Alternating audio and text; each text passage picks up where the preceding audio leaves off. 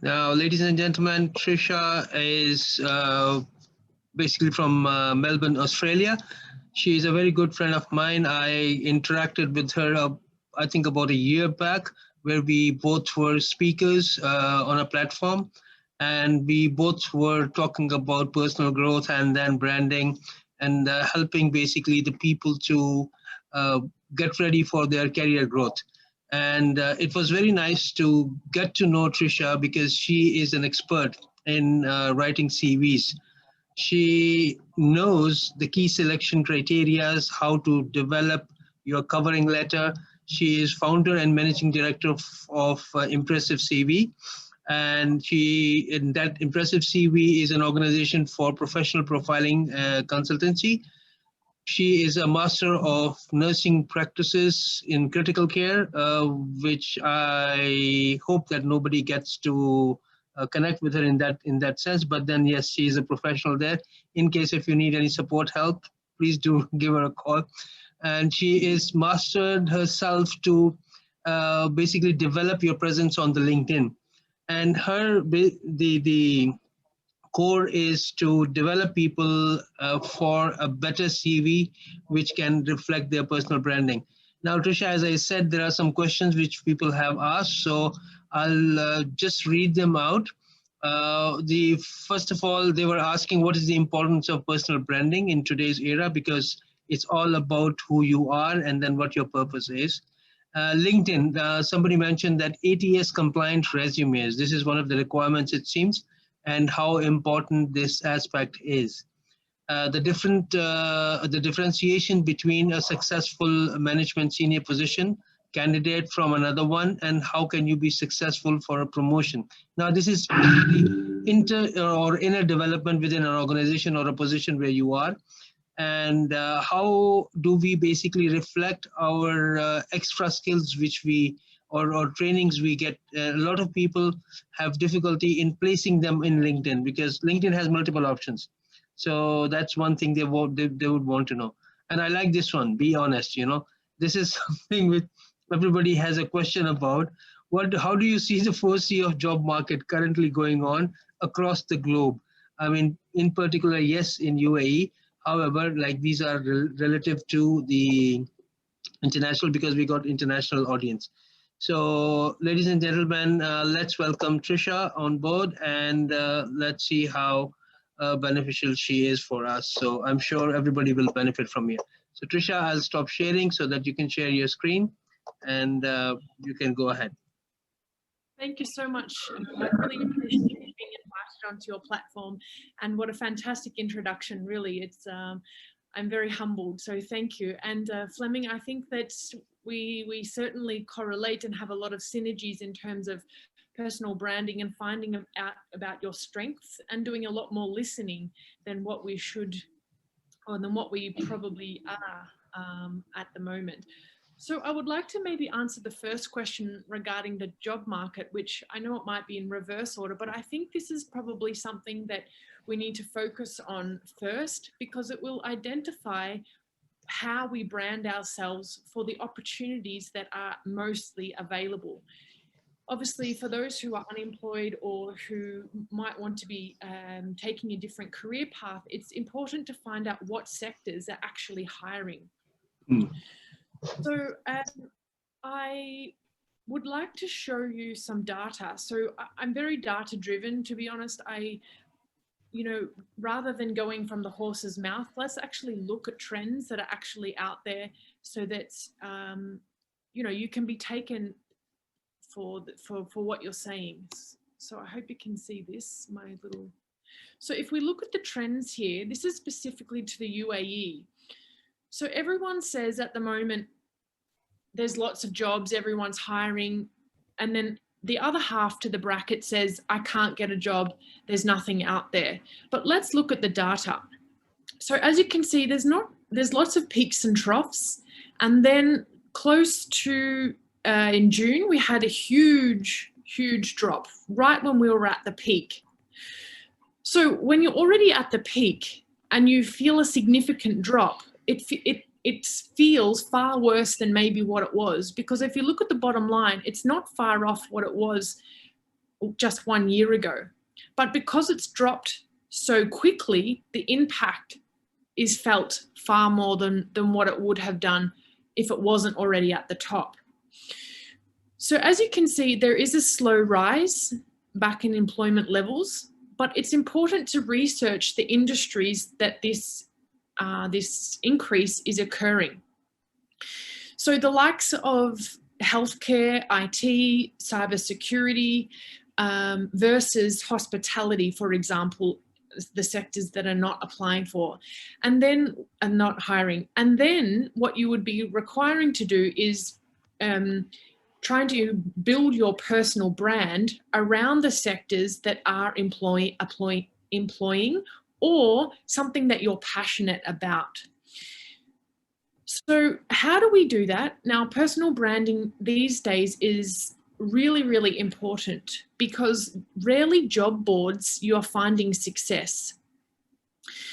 So now that social distancing is, really in place and everything's quite digital, networking becomes a lot more difficult than what it was, a few months ago, let alone a few years ago. So it's important to be having a strong digital presence, which means that you need to be defining the audience that you want to be coming to your social media, to your webinars, to your attendance, wherever you have a digital presence.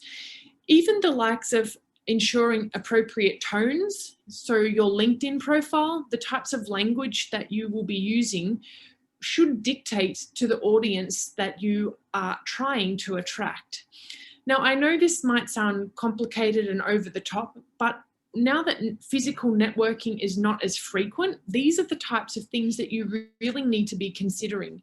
Because at the end of the day, it's a personal profile. Now, hiring managers, recruiters, I am sure, in fact, I know, and just as you probably would, you would go and search for someone. So you'd go on Facebook, you go on LinkedIn, and you want to have a little bit of a geezer, as we would say in Aussie language. You'd have a look about them to find more and learn more about them. So if you don't have a strong digital presence, then the likelihood of them accepting your CV, no matter how good it is, they've already developed their own opinion and impact of what you will do for them as a result of researching you. So it's not only important to be having a strong CV, which we will now cover, but also making sure that all channels of social media and your digital footprint is very well looked after. So I would like to second this. I'm just sorry, I've lost my. Yes. So I want to now maybe reiterate my point again with some figures, because a lot of people rely on a job application. So if you're going for the likes of LinkedIn, Indeed, Glassdoor, quite often you'll find huge numbers going for the application. Quite often even more than 250, but yet minimal are actually interviewed and even less get the job, which means that you can't solely rely on these job boards. You must network, you must find other avenues, build your personal brand, reach out to other people that you know, and more so, be proactive. And what I mean by this is, again, you're going to probably have to rely on digital technology, but invite people for a digital coffee, something probably totally unique that you've never even thought of. But when the job market is so saturated like this, you really have to think outside of the box. And people love talking about themselves. It's a natural human instinct to want to express something about you. So when, as a job seeker, when you're inviting other people and building relationships, you always want to be talking about them. So for example, going to LinkedIn, commenting on their posts, following them, really understanding their behaviors so that they feel encouraged to want to know you. So once we have maybe got the buy-in from the recruiter or hiring manager or whomever we're trying to target, how do we capture them, or how do we capture your value? And coming back to the CV, we've got two different types of resumes that we could present. There's something called chronological and something called a functional CV. So, oops. Yes. So we want to make sure that either version that we choose is either ATS and human friendly. So we've all heard, I'm sure, I mean, if you follow me on LinkedIn, I talk about ATS nearly every second day, but it's a computer system that physically reads your resume. Now, nearly over 90%, in fact, recruiters have got these systems integrated when they're trying to find talent. So much so that even LinkedIn use it. It's called LinkedIn Talent. So if I'm a recruiter, I can buy or purchase the app and it will screen candidates like Google search. When I'm searching for resume writers, ImpressiveCV will pop up. In comparison, if I'm searching for a digital marketing manager or a lawyer, for example, I would want to make sure that I have got keywords on my LinkedIn and my CV so that I pop up on the recruiter's talent board. So how do we do this? So for the ATS version, we want to be making sure that we're keeping it quite simple, that we're not integrating any clip arts or graphics. We're keeping our formatting in a single column, so no big blocks or 3 split columns, and that we're making sure that we are locating keywords from the job description and we're inserting those into our CV. For the UAE market, unfortunately, now, whether I like it or not, photos are actually encouraged. Now, please don't be using your passport photo or a photo taken from 15 years ago, because we want to invite the reader to read your CV. The likes of Australia, UK, the Western type countries, they're against having a photo purely for biased applications. So no matter what position you're going for, whether that's an ATS compliant resume, whether it is for a cleaning job or the CEO, you need to be having a clear snapshot of your summary, your professional summary or executive summary. So this incorporates some punchy words, key phrases that are matching the job description, and it's a summary of your career and what your most relevant strengths are, what your personal brand, what you are very well known for. So for example, myself, I'm quite a bubbly person, I'm optimistic, charismatic. So the words that you choose should reflect your personality. So these are the types of points and skills that we need to touch on to entice the reader to want to be reading not only down the page, but to want to be picking up the phone to ring you. So your CV shouldn't be something that tells your entire life story. It's a tool to facilitate a phone call or an email to want them to get to know you more. Okay, so it's used as a snapshot. Now, referring back to the question about the employment and how we can stand out from an executive versus maybe someone with a little bit less experience, we need to be making sure that our career history is written in past tense, that we are incorporating numbers and metrics to showcase what value you will bring to the next organization. Because any man and his dog can Google a job description. I can jump on LinkedIn and find out what a corporate strategy or people and culture or HR director can do.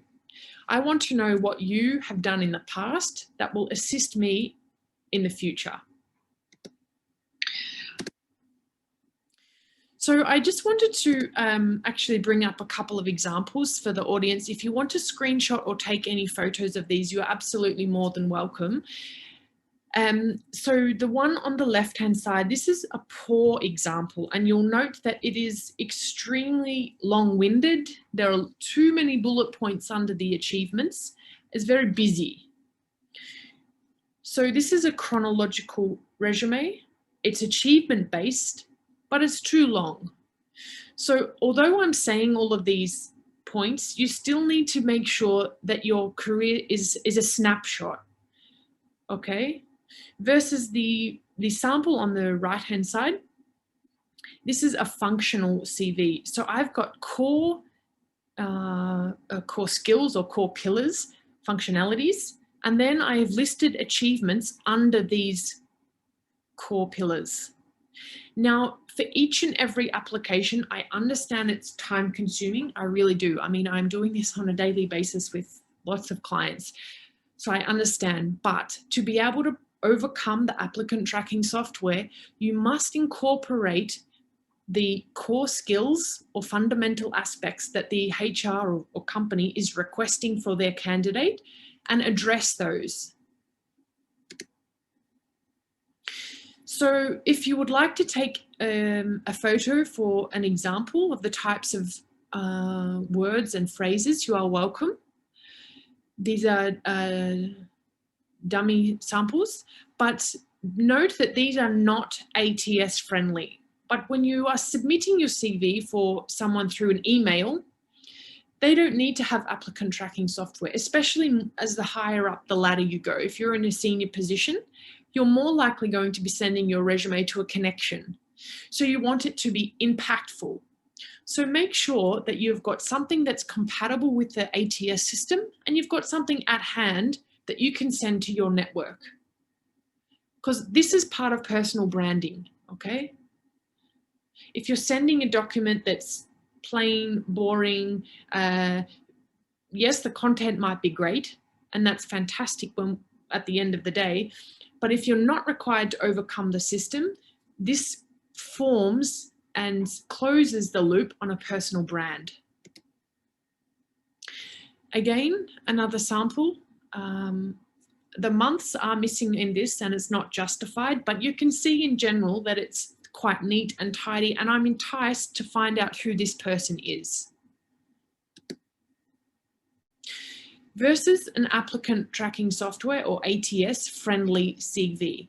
So you can note the difference. Now, if the content is the same, you would probably wanting to be reading this person's CV. Okay, so this is what personal branding as well as job application entails. So just be aware of who is going to be reading the document.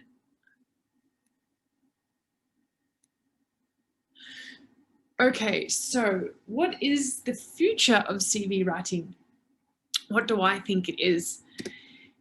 So as we come to a more digitalized world, and more people are taking on more responsibilities, more projects. There's a lot of skills that are being created, developed, I should say, the likes of even LinkedIn skills, LinkedIn learning. We can't put all of this on a CV. So I think personal websites is probably something that might develop and evolve. You can refer people directly to your own personal website where you can list everything. It can be an interactive board. I think also video resumes are coming. And in fact, I know LinkedIn in the US are trialing video CVs. They have got a feature where the recruiter has requested you to answer 4 or 5 questions, and you need to submit your questions using video response, where it also analyzes facial expressions. It's coming to that extent. Definitely in Australia, this is already existing. I haven't seen it in the Middle East, but my own home country is key selection criteria.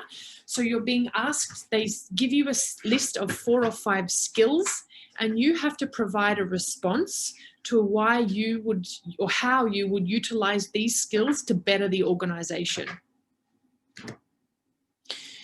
Again, this is not yet in the Middle East. However, anonymous CVs, and what I mean by this is de-identifying as much as possible. So dates of birth, marriages, photos, age, all removed from the titles of or the front page of the CV.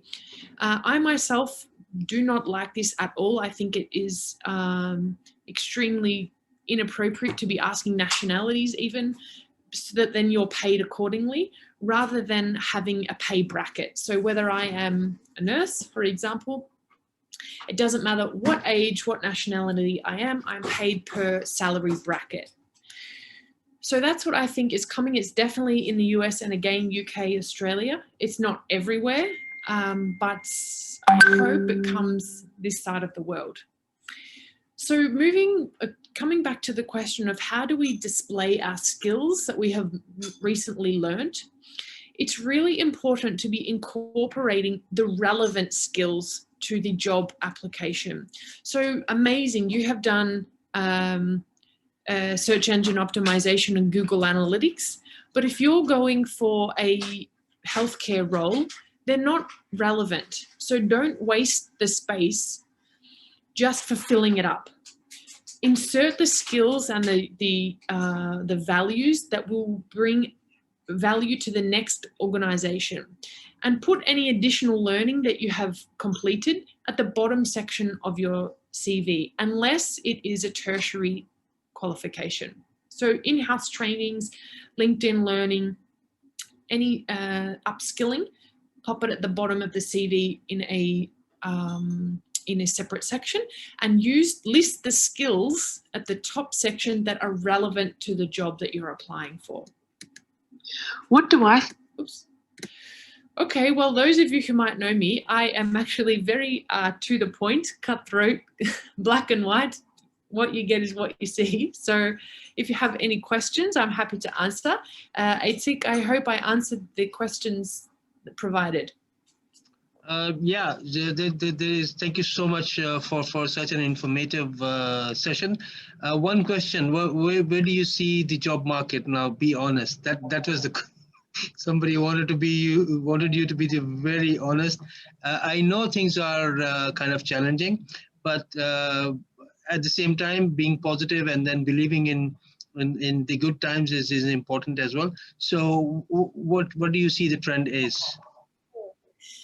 I'm not trying to here and put a damper on anyone, but to be honest, I think it's going to get worse. I think the amount of stimulus packages that are being delivered by the governments worldwide, obviously not in the UAE, but they're huge. Now, these stimulus packages have to stop at some point, which then will translate to multinational companies here downsizing.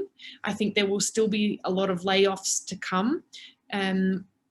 I think though sectors will be hiring, it's just a matter of locating and being specific and looking for those companies that are.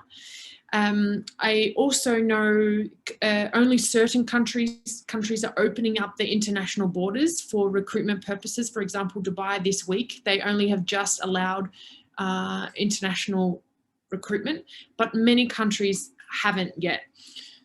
So I'm not trying to be pessimist, but I do think the worst is yet to come. It doesn't mean that there's not going to be hiring.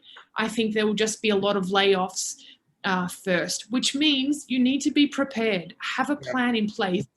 What are you going to do if this happens? Sure.